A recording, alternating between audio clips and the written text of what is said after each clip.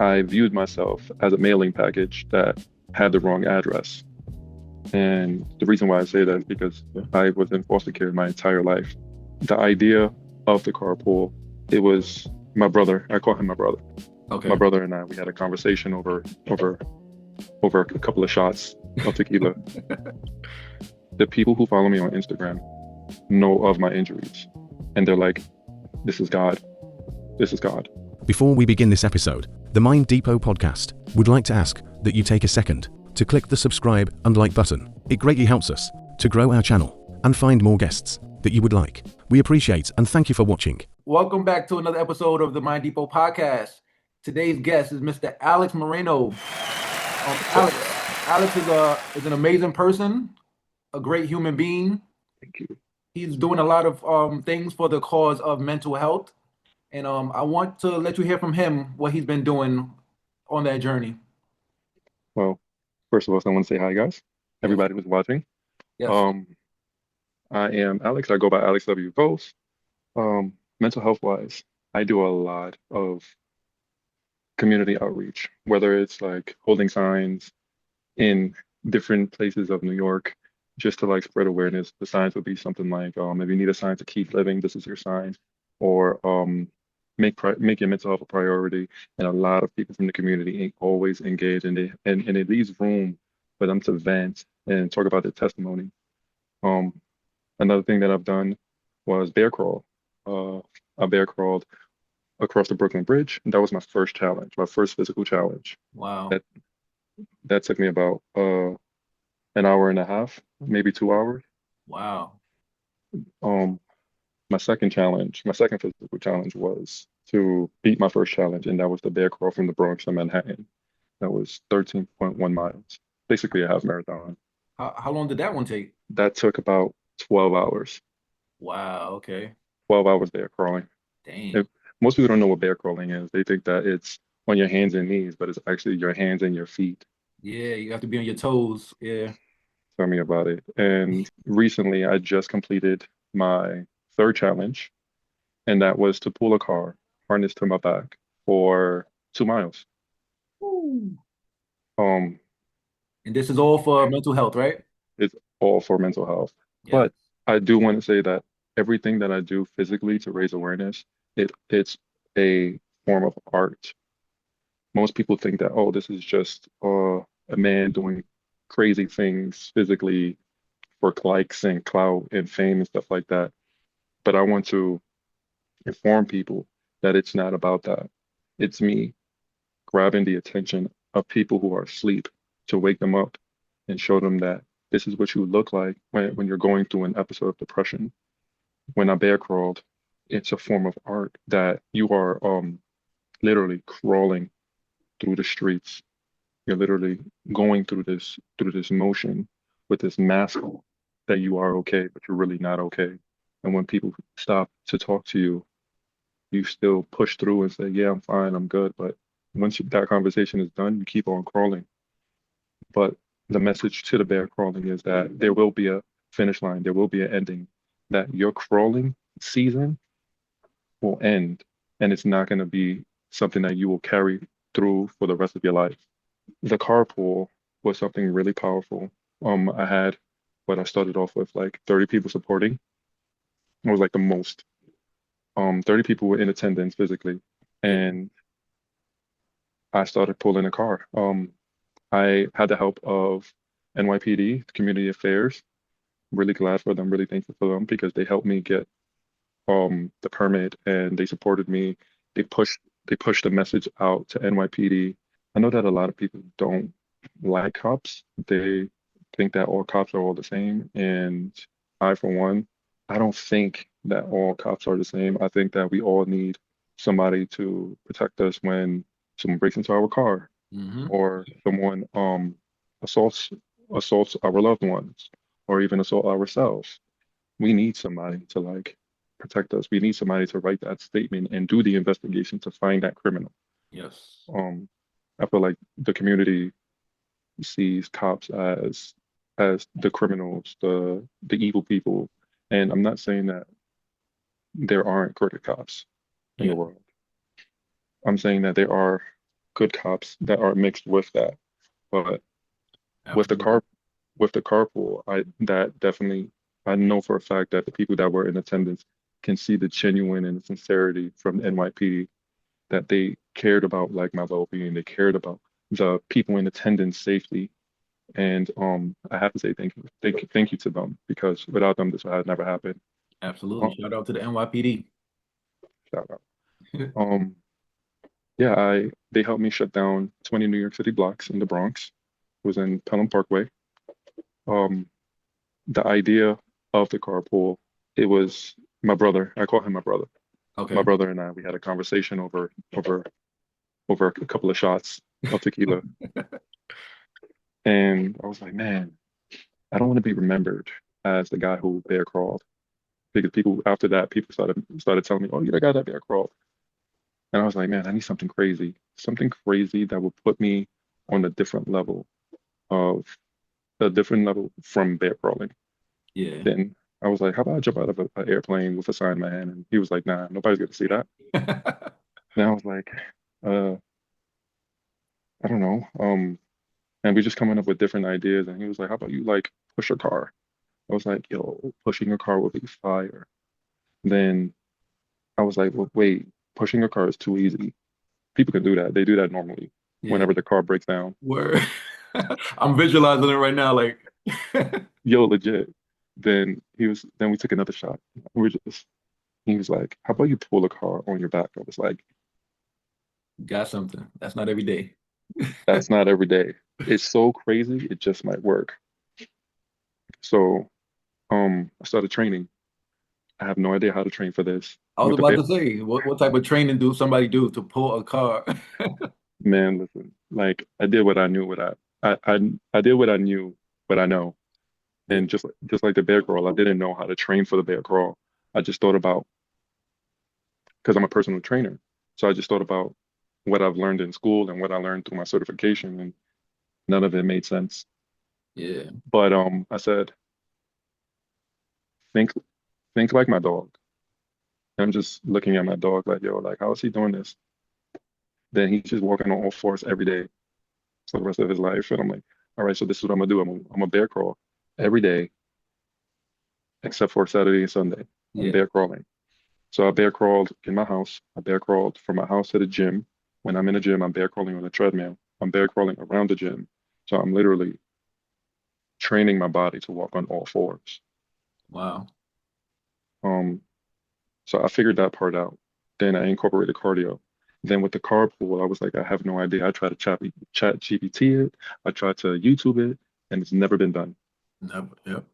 Never been done. People do it, but for a short distance. They do it for time and speed. Yeah, for like TV shows and stuff. Yeah. Exactly, like strongman competitions. Like what I've done, I chat GPT'd it. What I've done never been done. I even submitted to Guinness Book. But training for this was I had to think what body part is going to get burned out the most? What body part is going to get burned out fast? Then Yeah. on top of that, I had to be very cautious with my body because I do have injuries, and I'm not even going to lie to you. The people who follow me on Instagram know of my injuries, and they're like, "This is God. This is God. This was driven from God." Um, from the start, like I woke up and I prayed. My girlfriend prayed for me. Then her family and my family met up in my house, and my camera guy, like it was just a moment. And my girlfriend's dad is very like powerful. Like he's connected with God. Yeah. And I was like, yo, I just wanted to just pray. And I prayed out loud in a circle. Then her father came in and then he prayed. It's amazing. Um, Throughout the entire carpool, I was told that people were praying. Like it was wild.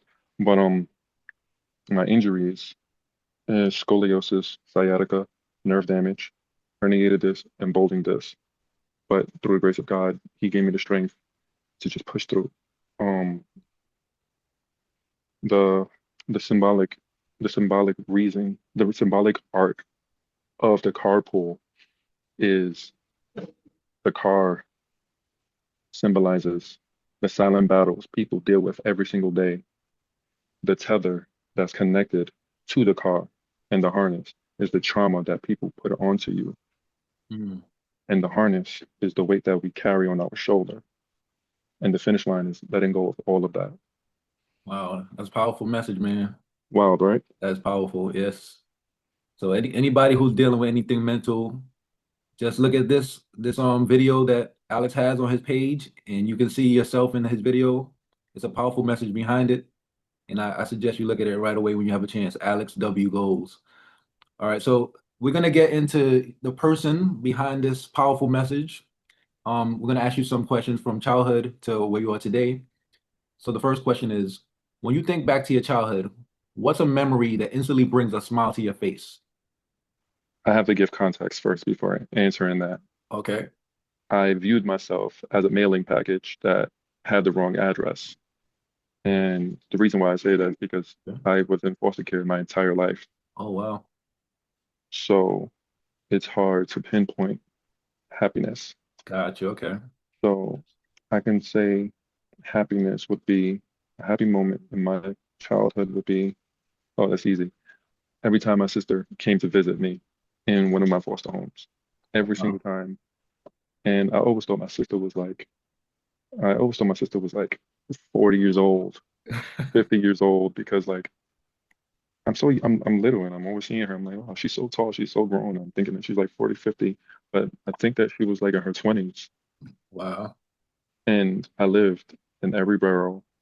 I lived in a couple of other cities, and she was always there, always Wow. there. That's like her visiting was very important to me. And Okay. and that was the most That's great. happiest moments. That was the most happiest moments. Are you guys still close? Yeah. I'm actually literally like right now, currently I'm like 4 blocks away from her. Oh, nice. No, that's a great story, man. I love that. As a kid, what did you picture yourself doing when you grew up? How close did life bring you to that dream?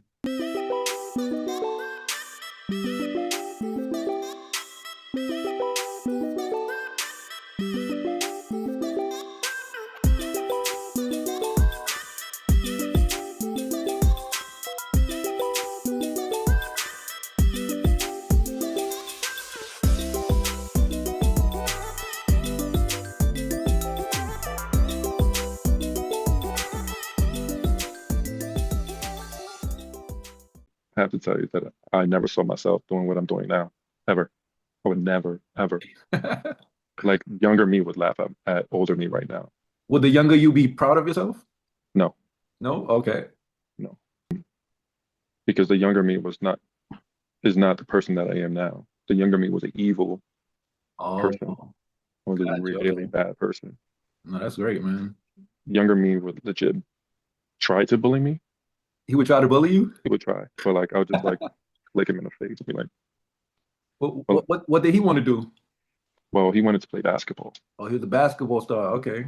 He was he was a basketball player. There's like layers to there's like layers to younger Alex, bad layers. But he wanted to play basketball. He wanted to he wanted to get out of foster care. Anybody would, yeah. Yeah, I guess he just wanted to play basketball and get out of foster care and get adopted by his sister. Okay. Would never ever ever think about being a mental health advocate. No, that's it's a big change, but it's a change for the better. Especially you say the old younger Alex used to be evil. So that the Alex I met, he was a great guy, always smiling. So that was a big change. Still smiling too. Still Always smiling. smiling. So when somebody smiles, that means it's good vibes. That's a So fact. I appreciate the new Alex, the new and improved Alex. Was there someone or something that had a big impact on how you see the world today? I would say my sister. Sister, right? Yeah. Um, Do you involve her in your decisions with what you plan to do for your challenges? she's like, yo, you're crazy, but I believe in you. Nice. You're crazy, but I believe that you can do it because you already did something crazy.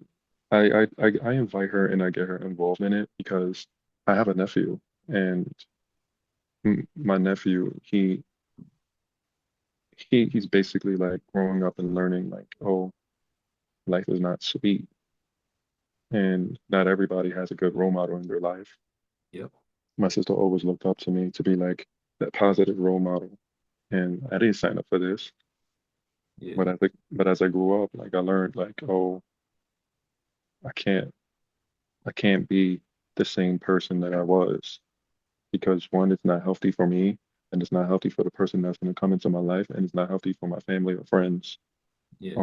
My sister, we all have that. We all have that one moment with our mom or like our mother figure when she tells you that one personal story that would change your life. Yeah.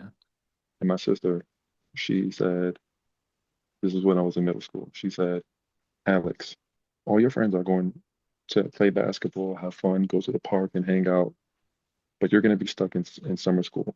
If you keep on cutting school and you don't pay attention in school, you don't take notes in school, and if you keep sitting in the back, you're going to go to summer school while all your friends are enjoying their summer. I don't want you to be a fuck up because growing up, I was a fuck up, and I don't want you to go down that same route that I went through. But luckily, I finished high school, I finished middle school, and I'm doing good for myself. Now, Yes. I'm telling you this because I don't want you to follow this path. I took that, even though I did go to summer school that year. The following year, I didn't go to summer school, but I took that and I saved that from middle school to my current time now. I feel like that message sat with me so personally that I I try to pass it on to my nephew. I Yeah. try to give him I try to give him the shortcuts in life. My nephew is like freakishly tall and he's young, and I try to guide him and I try to give him like the easy way. Yeah. You know, when when we're growing up, we know everything. We got to learn the hard way sometimes. All right, but like they say in French, laissez-faire. You got Hands off. laissez hands off. Yeah, As long as you try, my brother, as long as you try, you did your part. You can't hold their hand, you can't be there all the time. that's true. You just got to That's lead them true. to the water. Can you share a moment when life didn't go as planned, but you ended up teaching you a valuable lesson? Therapy. Going to therapy. Therapy, right? Yeah. A lot of people don't believe in it, but I've done it myself and it has worked wonders. Oh yeah. I would say therapy and getting baptized as an adult. And the reason why I say that is because I was going to therapy because I thought that I was living life normally. Like the things that I would do in life is normal, but people just don't understand. Yeah.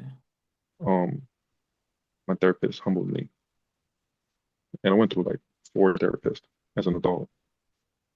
Um, Let me ask you this question. This is just a personal question. Did you have both male and female therapists? I had two male and two female Oh, therapists. okay. And in your opinion, which one like worked better with you, the male or the female? The first male, he was like a suit and tie kind of therapist, and Okay. that I didn't feel a connection. Okay. We didn't have a connection. Okay. The second male that I had, he was down to earth. Like our first session, he was like, "Oh, do you mind? Do you mind if I light a cigarette?" I was like, He really relaxed. "Go for it. Light a cigarette. Tell me about yourself." But that ended because like I had to pay out of pocket. Mm, The lady that I had, she was from a different state, and I think she was from the islands, one of the islands. okay. And I felt the connection. She was really good. Like she made me feel comfortable to continue to keep going to therapy. But our sessions ended because she switched jobs. Um, Okay. my last therapist, she was the one that lasted. She was the one that lasted. Like she gets all respect, all respect. Our first session, this is when I was going through like like my episodes. Yeah. When I say episodes, I have bipolar 2. For those that don't know, bipolar 2 is like is severe depression, and I have Okay. PTSD as well. I just came off from my second attempt of suicide, Wow. and I'm in therapy. And she's like, "Oh, so tell me about yourself." Blah blah blah, like asking me all these questions, and I'm just like, "Why do you keep asking me all these questions? Like, I'm here because the court says I has to be here, that I have to be here. And she's like, well, do you want to get better or not? I was Mm. like, No BS. I do. She was like, well, you're gonna have to be a man and handle business and Okay. get yourself right. Do you want to feel better or not? Do you want to know why the way you are or not? I was like, I do. I think a woman who's a therapist for a man is the best thing to do because women have that motherly authority. And I agree. most men don't have father figures, so they really don't respect a man or really care for a man. But every man has their mother. If their mother passed away, they have their grandma or their aunt. Yes, sir. There's always a woman in every man's life. And as a woman who's a therapist, they have that authority over a man, that power to sit them down and be like, put your pants on and tell me what's going on with your life. What happened? Who, what, where, when, and why? And we're going to come together. We're going to figure this out. I think that to sum it all up, I think that for a man, I think a woman therapist is the best. It's our comfort. It's someone we can confide in. It's someone who who has a softer approach as as opposed to a man. But that's just my experience. And that's why I asked that question because I feel the same way. I feel that because I've had a male therapist and I've had a female therapist, and I think the female therapist was more like receptive to what I was saying, giving me advice that geared to what I was trying to get to. So I agree with you 100%. What do you love most about what you do today, and what keeps you inspired to continue doing it? Whenever I'm going through like an episode or like a moment, that's when I choose to raise awareness. I'll get a Mm, whiteboard, make my sign, and I'm going outside into the streets and I'm holding my sign. nice. By hearing other people's, it sounds crazy, but by hearing other people's struggles and testimonies gives me a gives me a better a better look into my own personal life. Like, damn, this person is actually going through something, and that person is perfectly fine. That person, he's wearing a suit and he just clocked out of work, Yep. or or she's wearing a MTA uniform and she just clocked out of work and she's doing perfectly fine, but she's struggling and suffering in silence just like me. Yeah. So my motivation to continue to keep raising awareness is other people. It sounds like well, not an energy vampire, because that's like the total opposite. You're basically finding purpose in your pain because you said whenever you have an episode, it triggers something in your mind to say, you know what? Let me turn this into something where I can help somebody else. Yeah, So definitely. I think that's a great concept, and I hope a lot of people can get like something positive out of that, and possibly they can repeat that themselves in their communities or wherever they come from, because that type of energy is a positive energy, and once positivity is in the air, in the atmosphere, it's going to spread like wildfire. And I rather positive energy instead of negative energy. That's true. That's You true. know? Knowing that a post is all that it takes to save a life or change someone's perspective in their current situation brings me hope and joy that later on in life they're doing something or they found out something about themselves and they turned it into something creative. Um, Prime example, I have multiple people that I trained as my clients. They showed up to my carpool and they were like, I'm here because you helped me get through something personal. Mm, I'm powerful. here I'm here supporting you because you supported me when I was at my lowest. One of my other clients, he showed up, but he had to go to work and then he was like, yo, I gotta go to work, but I had to show my face and I had to say thank you because when I was not there for myself, you were there for me.